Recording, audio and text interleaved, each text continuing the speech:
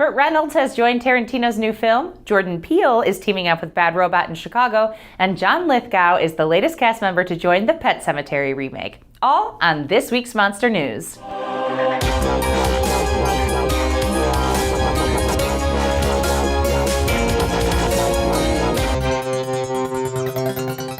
Jordan Peele is getting back into television. HBO has handed out a straight-to-series order for Lovecraft Country. It'll be a drama series based on the 2016 novel of the same name by Matt Ruff. The show will be written by Underground executive producer and writer Misha Green, who will also serve as showrunner.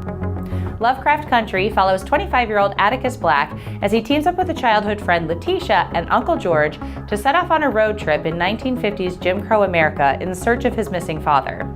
This journey sets off their fight to survive and overcome racist terrors in white America and malevolent spirits. The news of the series order comes not long after Peele's production company set a first-look film deal with Universal Pictures, the studio behind his critical and commercial hit Get Out. Peele first formed Monkeypaw in 2012 while starring on the Emmy-winning Comedy Central sketch series Key and Peele. Another week and another Stephen King adaptation.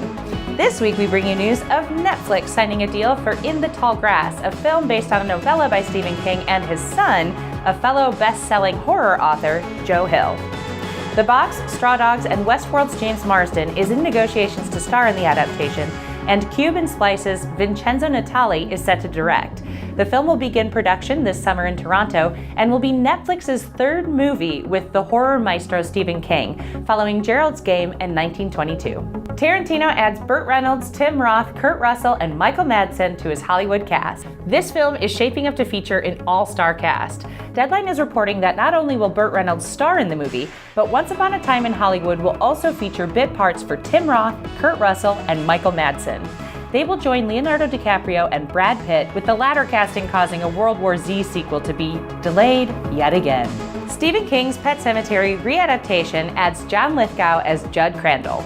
Entertainment Weekly reports that John Lithgow will play the kindly but lonely country neighbor Judd Crandall in the new film readaptation of Stephen King's Pet Sematary, which is expected to begin shooting this coming May in Toronto, Canada. So what do you think about John Lithgow as Judd Crandall? Let us know in the comments below. The What We Do in the Shadows series has landed at FX. The half-hour comedy series based on Jermaine Clement and Taika Waititi's mockumentary about the everyday lives of vampires in New Zealand now has a first season order at Cable Network, with 10 episodes slated to arrive in the spring of 2019. While the film was set in New Zealand, the show will actually move to New York City, but it will maintain the dysfunctional roommate dynamic by focusing on a trio of vampires who have lived together for centuries.